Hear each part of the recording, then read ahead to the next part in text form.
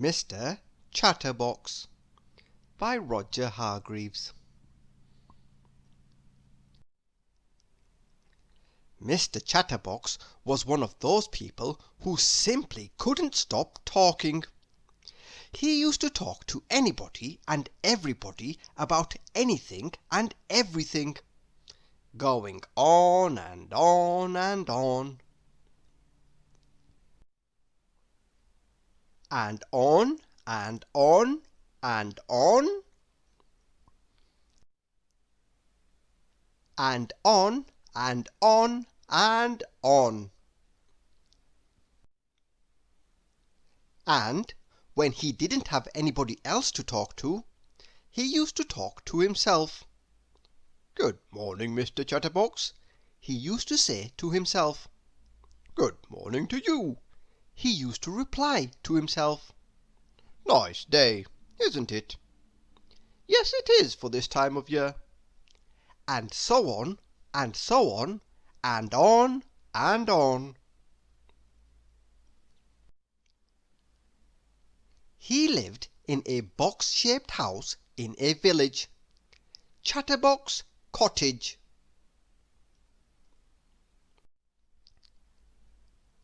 One morning the postman arrived with a letter for him.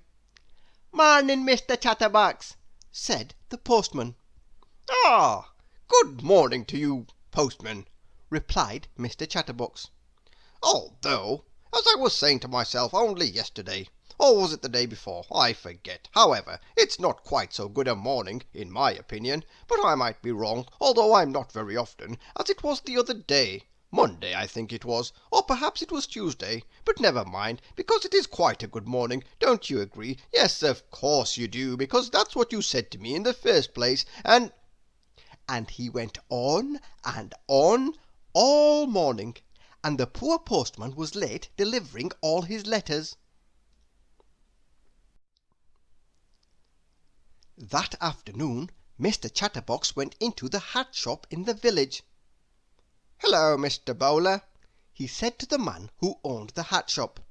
"Do you think, if it's possible, that I could buy, if it's not too expensive, but I'm sure it won't be, a new hat, because, would you believe it? Yes, of course you would. But anyways, as I was saying, my present hat, the one on my head, as you can see, is getting, how can I put it, a little too old, because I've had it for, let me see now, it must be, let's think, 10 years? No, I tell a lie. It can't be that long, or can it? Well, yes, it could be, but on the other hand..." And he went on and on, all afternoon and half the night, long after poor Mr. Bowler should have shut up shop and gone home. Eventually, when Mr. Bowler managed to get a word in edgeways, or was it sideways, he promised to order a new hat for Mr. Chatterbox. Then he pushed Mr. Chatterbox out of his shop, still talking of course, and went home for his supper, which was cold of course, because Mrs. Bowler had cooked it for him hours ago, and, while he ate, he thought. Exactly 1 week later the new hat for Mr. Chatterbox arrived in a smart red hat box. The postman delivered it to Mr. Bowler's shop. "At last," said Mr. Bowler, heaving a sigh of relief. "I think this hat is going to be the answer to the problem of Mr. Chatterbox talking so much." "I wish it could be," said the postman. "But how can it be?" "Because," replied Mr. Bowler, "this hat is a magic hat." "Oh," replied the postman, who didn't quite understand. That same afternoon Mr. Bowler took the new hat round to Chatterbox Cottage. "Oh, goody," said Mr. Chatterbox, seizing the hat box and opening it. "It's my new hat, my lovely new hat. I couldn't wait for it to arrive. In fact, I got up early this morning because, Aren't I silly? I just knew, I don't know how, but I really knew, you know, that today would be the day. I don't know how I knew, but I knew, and it is. And here's my hat, and oh, isn't it beautiful? I can't wait to try it on. Oh, I do hope it suits me. Do you think it will? Yes, of course you do. And "Why don't you try it on?" said Mr. Bowler, grinning. try it on? Yes, of course I must try it on. How silly of me to stand here chattering on when I haven't tried it on yet. Yes, I will, absolutely, definitely, try it on straight away, because, as I said, it's silly just to talk about trying it on and then not try it on, isn't it? And so he took the hat out of the hat box and put it on. It was a beautiful hat. "I say," he said, "I must say, yes, I really must, that this hat is, yes, it really is, to say the least, one of the better hats that I have seen in my life. And in my life, I must say, I have seen some hats, and furthermore—" But while he was talking, a funny thing was happening. The more words that came out of Mr. Chatterbox's mouth, the larger his hat became. The more Mr. Chatterbox talked, the more the hat grew and grew. Mr. Chatterbox kept on talking, and the hat kept on growing.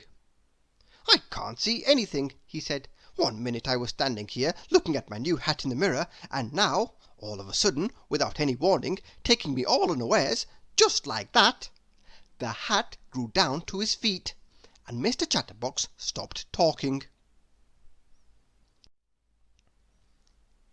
And as soon as he stopped talking, the hat grew smaller and smaller, until it was the same size as when he'd first tried it on. Mr. Bowler had gone when Mr. Chatterbox couldn't see him, and now he was walking back to his shop. "My special magic hat really works," he chuckled. The following day Mr. Chatterbox was out for a walk when he met the postman in the village. "Hello, postman," he said. "I say, do you like my new hat? Have you ever seen such a fine hat? I'm sure you never have. What a hat! And—" But you know what was happening, don't you? The hat grew and grew and grew the more Mr. Chatterbox talked.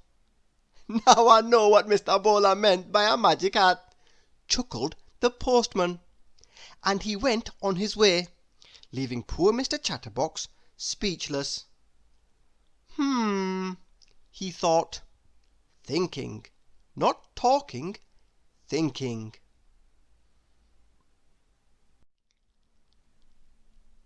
And do you know something? That hat taught Mr. Chatterbox his lesson, and these days he doesn't talk half as much as he used to, or even quarter as much. And you know the reason for that, don't you? Yes, of course you do.